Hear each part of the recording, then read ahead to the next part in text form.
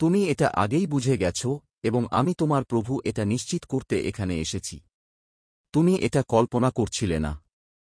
তোমাকে স্বর্গ থেকে সতর্ক করা হচ্ছিল। সত্য কথা হল, তারা তোমার সঙ্গে হাত মিলানোর চেষ্টা করছে।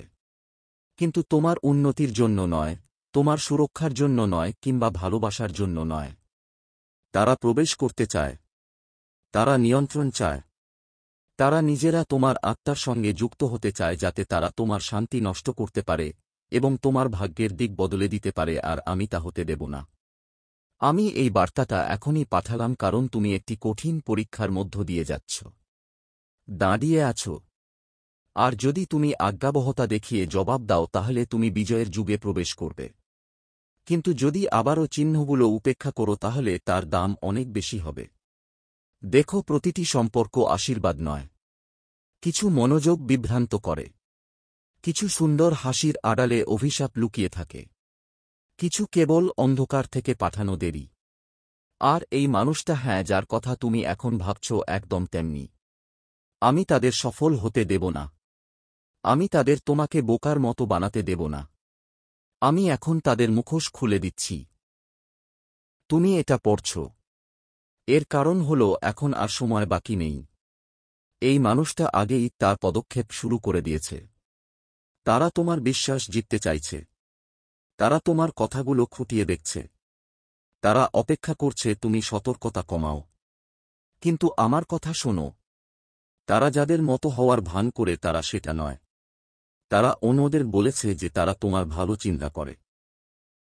যখন তুমি তাদের দেখো, তারা নির্দোষ মনে হয়, কিন্তু বন্ধ দরজার আড়ালে তারা তোমার বিরুদ্ধে কথা বলে। তারা এমন একজনের সঙ্গে হাত মিলিয়েছে যে আগে তোমাকে ঠকিয়েছে। তুমি এখনও সেটা জানো না, কিন্তু আত্মিক ক্ষেত্রে ওদের পরিকল্পনা স্পষ্ট হয়ে গেছে। ওরা গোপন বৈঠকে তোমার সম্পর্কে কথা বলেছে, তোমার ছবি দেখিয়েছে, তোমার আশীর্বাদ থামানোর জন্য মিথ্যে বলেছে। কিন্তু এখন স্বর্গ কিছুই বলে না, কারণ আমি তোমার ঈশ্বর তখন হস্তক্ষেপ করি যখন জাল খুব কাছাকাছি আসে। আর আজ আমি তাদের আসল রূপ উন্মোচন করছি। আমি তাদের চিন্তা দেখেছি, তাদের হৃদয়ে লেখা পরিকল্পনা পড়ে ফেলেছি। ওগুলো আমি কখনো পাঠাইনি, ওগুলো পরীক্ষা হিসেবে পাঠানো হয়েছিল। আর এখন সেই পরীক্ষা প্রায় শেষ। তুমি কি করবে এখন? এটা তোমার জীবনের পরবর্তী অধ্যায়ের ফলাফল সব ঠিক করবে। তাই তোমার এমন অদ্ভুত স্বপ্ন দেখেছে। তাই কথোপকথনটা যেন ঠিক লাগছিল না। তাই তাদের দেখে তোমার মন ভারাক্রান্ত হয়ে উঠল। কারণ তাদের মধ্যে একটা আধ্যাত্মিক বিপদ লুকিয়ে আছে। তাদের কথা মিষ্টি, কিন্তু তাদের আত্মা অন্ধকারে ঢেকে। তারা ভালোবাসার কথা বলে, কিন্তু ঈর্ষা করে। তারা তোমার প্রশংসা করার ভান করে, কিন্তু যা আমি তোমার উপর চাপিয়েছি তা নিয়ে তারা রেগে আছে। তারা তোমার ভিতরের আলো সহ্য করতে পারে না। তাই তারা তোমাকে ফাঁদে ফেলতে চায়। তারা যদি তোমার মতো হতে না পারে, তবে তোমাকে ভেঙে দিতে চায়। কিন্তু তোমার কাছে আল্লাহর নিরাপত্তা আছে। আর আমি এখন তোমার সাথে তাই কথা বলছি, যাতে তুমি তাদের হাতে পড়ো না। তুমি যা দুঃখ সহেজ তা একদমই যথেষ্ট। তুমি যে বিশ্বাসঘাতকতা সহেজ তা আগেই গভীর। আমি তোমাকে একটা বন্ধু হিসেবে বলছি, লুকানো ফাঁদে পড়ে আরেকটা ঝড়ের মুখে পড়তে যাবে না। এটা কোনো ভুল বুঝাবুঝি নয়। এটা ঈশ্বরের সত্য। তোমার অন্তর্দৃষ্টি তীক্ষ্ণ, কারণ আমি তা তীক্ষ্ণ করে দিয়েছি। তোমার আত্মা সত্য জানে, কারণ আমার আত্মা তোমার ভিতরে থাকে। তুমি অনুভব করতে পারো কখন কিছু একটা গড়বড় হচ্ছে। এতে সন্দেহ করো না। তোমার ভিতরের কণ্ঠস্বরকে কেমন প্রকাশ পায় সেটা ভালো বোঝে। নিজেকে নির্দোষ দেখাতে পারে, কিন্তু বোকা হইবে না। তার আসল উদ্দেশ্য হল পৌঁছানো। তার লক্ষ্য হল নিয়ন্ত্রণ করা। সে তোমার কাছে থাকতে চায়, যাতে তোমার সব গোপন কথা জানতে পারে। সে বুঝতে চায় তুমি কিভাবে চিন্তা করো, তোমার পরিকল্পনা কি, তোমার দুর্বলতা কি, যেন সেটা ঠিক সময় তোমার বিরুদ্ধে ব্যবহার করতে পারে। তাকে তোমার মধ্যে ঢুকতে দিও না। এটা তোমার সতর্কবার্তা এটা। কিন্তু এটা তোমার মুক্তিও। কারণ তুমি একা নও। ঈশ্বর তোমার সঙ্গে আছেন। তিনি ইতিমধ্যে তার তরবারি বের করে ফেলেছেন। তিনি তোমার দরজার পাহারা দিচ্ছেন। আর যেই মুহূর্ত তুমি এই আত্মিক বন্ধন ভাঙ্গার সিদ্ধান্ত নেবে, স্বর্গ বদলে যাবে। তুমি হালকা লাগবে, তোমার মন পরিষ্কার হবে। তোমার আবার শান্তি ফিরে আসবে, কিন্তু সিদ্ধান্ত এখনই নিতে হবে। ওদের তোমার বাগানে আবার বিষ ছড়ানোর সুযোগ দিও না। তুমি অনেক উদার হয়েছ, তুমি তাদের মাফ করে দিয়েছ যারা তোমাকে ব্যবহার করেছে। তুমি সেখানে ভালোবাসা দিয়েছ যেখানে তোমার সীমানা থাকা উচিত ছিল, দেওয়া উচিত ছিল। কিন্তু এখন আমি বলবো অনেক হয়ে গেছে। তুমি দুর্বল নও, তুমি লানো, তুমি আধ্যাত্মিকভাবে জাগ্রত হয়েছ, এবং আমি তোমাকে সাহসের সঙ্গে তোমার বিবেক অনুযায়ী চলার জন্য বলছি। তোমার আত্মার সুরক্ষার জন্য ক্ষমা চেয়েও না, সতর্কতা মেতে ক্ষমা চেয়েও না। আমি বিভ্রান্তির ঈশ্বর নই, আমি চতুরতার ঈশ্বর নই, আমি সত্য, আমি ন্যায়, এবং আমি সেই আলো যেটা অন্ধকারকে উন্মোচন করে। তাই আমার কথা শোনো, তুমি ঠিক বলছ, তারা তোমাকে ফাঁদে ফেলতে চাচ্ছে, এবং এটা ছোট বিষয় না, এটা গুরুতর। যদি তুমি এ সতর্কতা উপেক্ষা করতেই, তারা তোমার পরবর্তী সিজনে ঢুকে ভিতর থেকে ক্ষতি করত। কিন্তু এখন যেহেতু তুমি স্পষ্টভাবে দেখছ, আমি একটা জাদুর মতো নির্বাসন ঘোষণা করছি। আমি তাদের কোন নাটক, কোন ব্যথা, কোন ঝামেলা ছাড়াই সরিয়ে দেব। তুমি দেখবে তারা তোমার থেকে দূরে সরে যাচ্ছে, কারণ তারা বিভ্রান্ত। কিন্তু তোমার নীরবতা তোমার পরবর্তী স্তরকে রক্ষা করবে। বোঝানোর চেষ্টা করো না, দ্বন্দ্ব করো না, শুধু আজ্ঞা মানো। এই বার্তাটা ভারী, কারণ এটা অত্যন্ত জরুরি। আমি এমনভাবে খুব কম কথা বলি, কিন্তু এটা এমন একটা সতর্কতা যা ভাগ্য রক্ষা করে, প্রজন্মগুলোকে নতুন পথ দেখায়, চ্যালেঞ্জগুলো রক্ষা করে। তোমার কাছে কিছু বিরল জিনিস আছে, আর এটা শুধু প্রতিভার ব্যাপার নয়, এটা হলো তেল। এর একটা উদ্দেশ্য আছে, এটা একটা উপকার, আর এটা ভুল মানুষদের আকর্ষণ করে। কারণ তুমি কিছু ভুল করছো তাই নয়, বরং তোমার কাছে এমন কিছু আছে যা এত উজ্জ্বল যে কেউ সেটার দিকে চোখ ফেরাতে পারছে না। শত্রু তোমাকে বাড়তে দেখেছিল, এবং সে আগে থেকেই ওই ব্যক্তিটাকে পাঠিয়ে দিয়েছিল যাতে সফল হওয়ার আগেই সে তোমার কাছে পৌঁছে যায়। কিন্তু স্বর্গ সবসময় এক ধাপ এগিয়ে থাকে। এজন্যই তুমি এখানে এই কথা পড়ছ, কারণ ঈশ্বর তাদের জিততে দেবে না। আর হ্যাঁ, অবশেষে ঈশ্বর এই মহিলাটার মুখোশ উন্মোচন করছেন। যিনি তার সাহায্য করেছিলেন, ইনি তাকে তোমার বিরুদ্ধে ষড়যন্ত্র করতে উস্কানি দিয়েছিলেন। যিনি তোমার বোনের মতো কাজ করতেন, সে তোমার মুখে হাসি ফুটিয়েছিল। সে তোমাকে আন্তরিকভাবে জড়িয়ে ধরে মিথ্যা বলেছিল, কিন্তু বন্ধু দরজার পিছনে এসে তার কানে ফিসফিস করেছিল। সে চিন্তা বপন করেছিল, বলেছিল তুমি তাদের নিয়ন্ত্রণ করতে পারবে, শুধু তাদের কাছে চলে যাও। তারা কখনো বুঝবে না এটা হচ্ছে। কিন্তু সে ভুল ছিল। তুমি তাকে দেখেছ, আর এখন তাদের জন্য অনেক দেরি হয়ে গেছে, কারণ ঈশ্বরও এটা দেখেছেন, এবং স্বর্গ থেকে বিপদের ঘণ্টা বাজছে। প্রথমে এক্সপোজার। শান্ত থাকবে, কিন্তু তুমি পরিবর্তনটা অনুভব করবে। তাদের জন্য দরজা বন্ধ হয়ে যাবে, তাদের শক্তি অস্থির হয়ে যাবে, তারা তোমার কাছে ঘাপ দিয়ে আচরণ করবে। আরেকদিন সবকিছু সামনে চলে আসবে, পুরো সত্য, মিথ্যা, পেছনে গিয়ে করা কথাবার্তা, সবকিছু। তুমি এটা শুনবে বা কেউ তোমাকে বলবে, আর এতে তোমার মন খারাপ হবে। কিন্তু তুমি আগেই মুক্ত হয়ে যাবে, কারণ ঠিক যেই মুহূর্তে তুমি এই বার্তার জন্য হ্যাঁ বলবে, জাল টুটে যাবে, সম্পর্ক ভেঙে যাবে, কাজ ব্যর্থ হয়ে যাবে। এটা তোমার পালানোর রাস্তা। এটা নাও। তুমি ঈশ্বরের কাছে জিজ্ঞেস করেছ, মানুষ কেন আমাকে কষ্ট দিয়ে যায়? হ্যাঁ, আমি তাই বলছি, কারণ তোমার ভেতরের আলো অনেক উজ্জ্বল, এবং এখন পর্যন্ত তুমি তোমার আত্মার প্রতি অনেক উদার ছিলে। কিন্তু আর নয়, এখন তোমাকে বুদ্ধিমত্তার সঙ্গে উঠতে হবে। এখন তোমাকে পবিত্র জিনিসগুলোকে রক্ষা করতে হবে। এখন তুমি রাজকীয় গৌরব নিয়ে চলবে, কারণ তুমি নিজেই রাজকীয় অভিষিক্ত, সুরক্ষিত এবং ওজে। এরপর দেবী পুরস্কার পাবে। যেদিন তুমি আমার কথা মেনে পদক্ষেপ করবে, আমি একটি নতুন দরজা খুলে দেব। একটা শুদ্ধ মন নিয়ে মানুষ আসছে, এমন একজন যিনি তোমার আত্মার সম্মান করবেন, এমন একজন যিনি তোমাকে ব্যবহার করতে চান না, বরং তোমার সঙ্গে চলতে চান। কিন্তু আমি ওদের আসতে দেব না যতক্ষণ না পুরনো দরজাটা বন্ধ হয়, কারণ আলো আর অন্ধকার একসাথে থাকতে পারে না। তুমি ঠিক সেই জায়গায় ভালো হতে পারো না যেখান থেকে তুমি অসুস্থ হয়েছিলে। তো চল এই নাটকটা শেষ করি। নীরবতাকে কথা বলতে দাও, তোমার সীমাবদ্ধতাগুলোকে জোরে জোরে বলো, আর আমার বিচার যেন বজ্রপাতের মতো ঝরে পড়ে। এই পড়ার সময় তুমি যার কথা ভাবছ, হ্যাঁ, সে নির্দোষ নয়। তাদের ভোজা অশ্রুতে তোমাকে বোকা বানাতে দেব না, তাদের বাহনার চালে তোমার মনোযোগ হারাতে দেব না। তাদের হঠাৎ করে হওয়া করুণা তোমার স্মৃতি পুনরুদ্ধার করতে বাধা দেবে না। ক্ষতি তো হয়ে গেছে। তারা তোমার পতন কি পরিকল্পনা করছিলেন, কিন্তু আমি সেটা আপনার উন্নতিতে বদলে দিয়েছি। তো আমার কথা শুনুন। আপনি ঠিক বলছিলেন। তারা একটা ফাঁক। তাদের নাম আগেই আত্মায় লেখা আছে। তাদের কাজ স্বর্গে জানা হয়ে যায় আর সময় শেষ হয়ে যায়। যা তারা ক্ষতির জন্য ভাবছিল আমি সেটা মহিমার জন্য ব্যবহার করব। তারা যা ভাঙচুর করার চেষ্টা করেছিল আমি সেটা আরও তীব্র করব। যারা ধ্বংস করতে চায় আমি তাদের পুনরুজ্জীবিত করব। আপনি যদি দান করতে চান বা কৃতজ্ঞতা প্রকাশ করতে চান তাহলে আপনি 100 রুপিয়া পর্যন্ত সুপার থ্যাঙ্কস দিতে পারেন।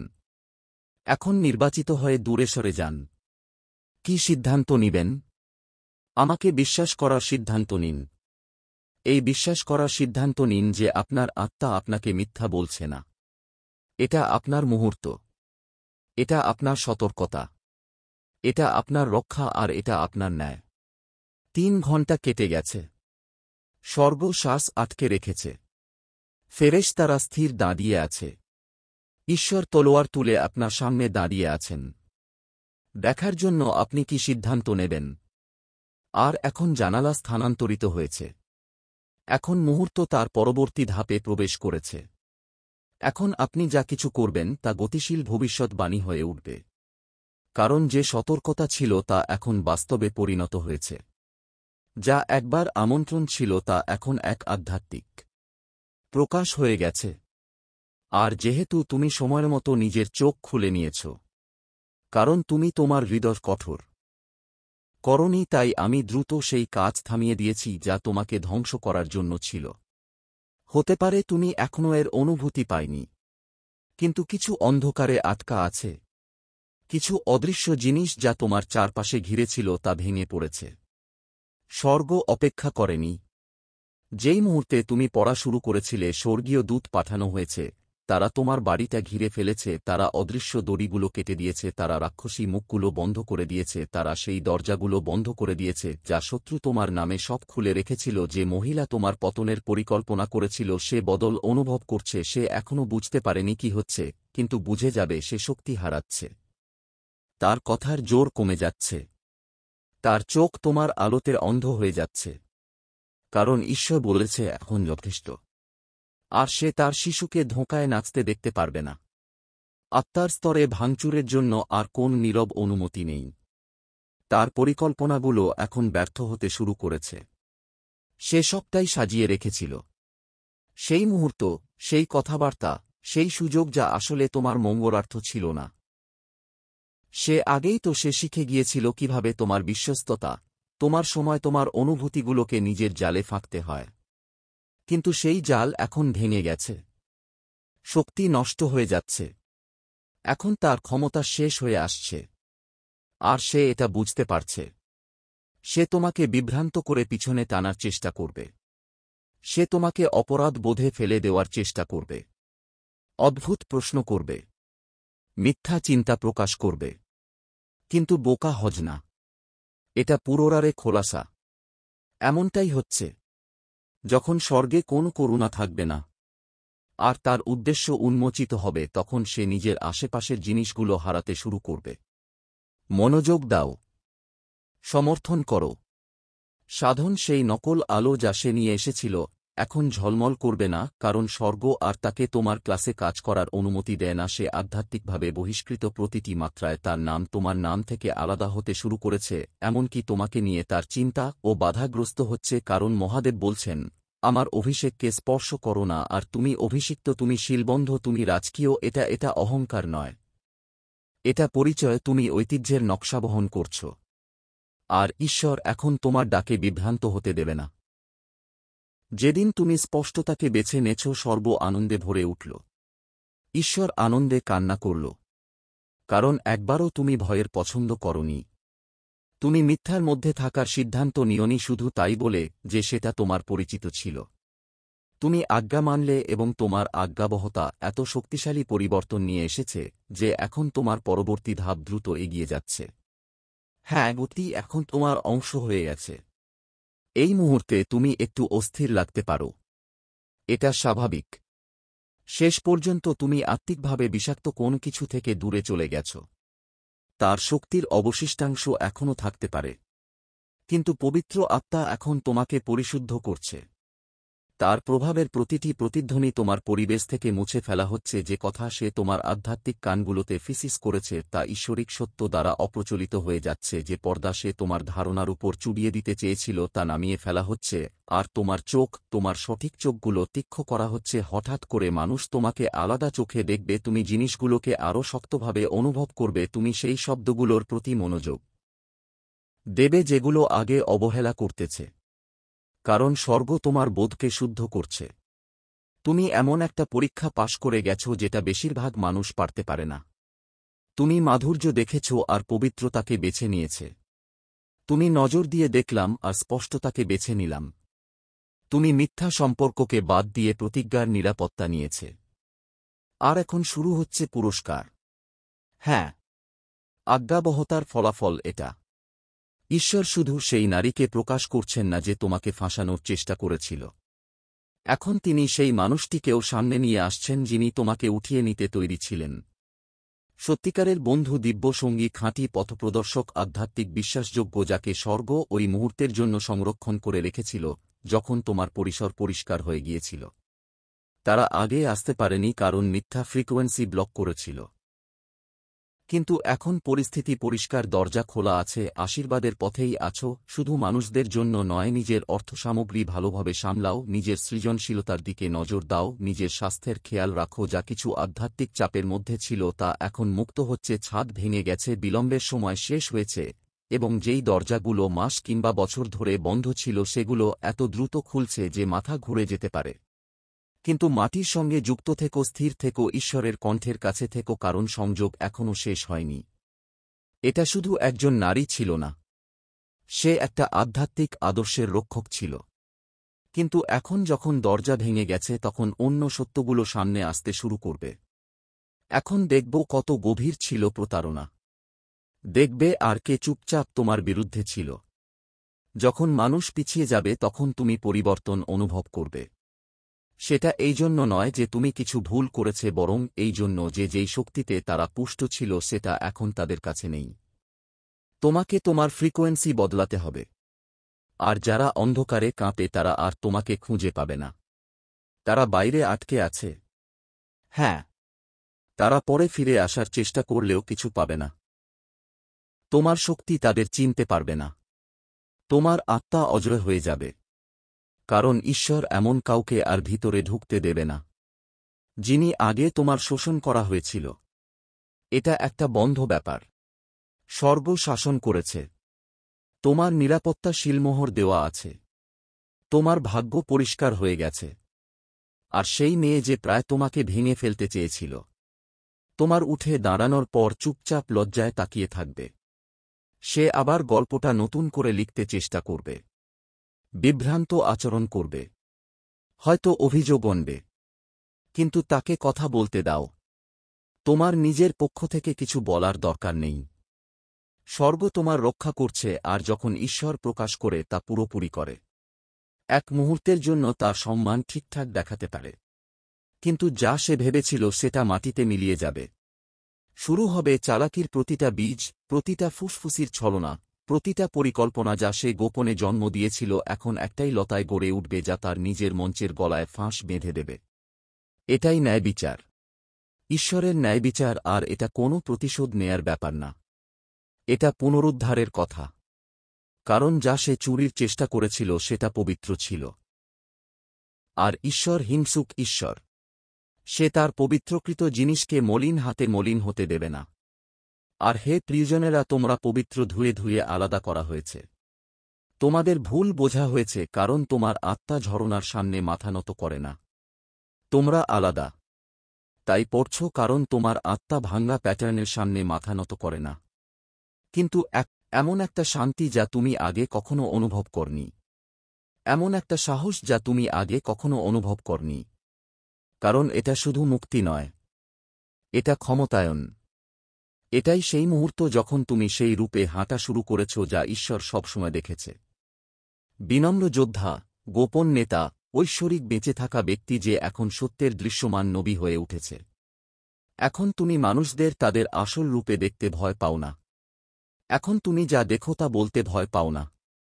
এখন তুমি সেই সব জিনিস থেকে দূরে সরে যেতে ভয় পাও না যা তোমার আত্মার সম্মান করে না।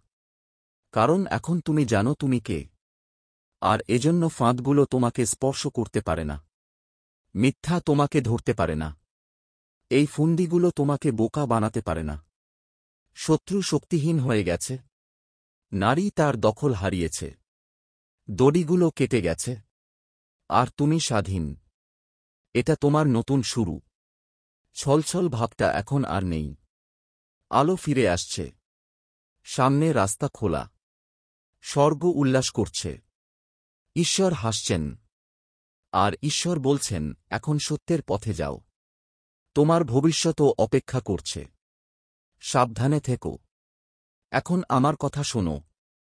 এটা শুধু একটা বার্তা নয়। এটা একটা ঐশ্বরিক সতর্কতা। স্বর্গ থেকে তোমার আত্মার কাছে সরাসরি বার্তা। এটা তোমার নিশ্চিতকরণ। তুমি সবসময় সঠিক ছিলে। যে অশান্তি তুমি অনুভব করেছিলে, তোমার আত্মার ভিতর সেই ফিসফিসানি, যখন তুমি তাদের কথা ভেবো তখন তোমার বুকের ভেতর সেই ৮-৭ ভাব এই পাগলামি। না, এটা কোনো ভুল বোঝাবুঝি ছিল না। এটা বুদ্ধিমত্তা ছিল।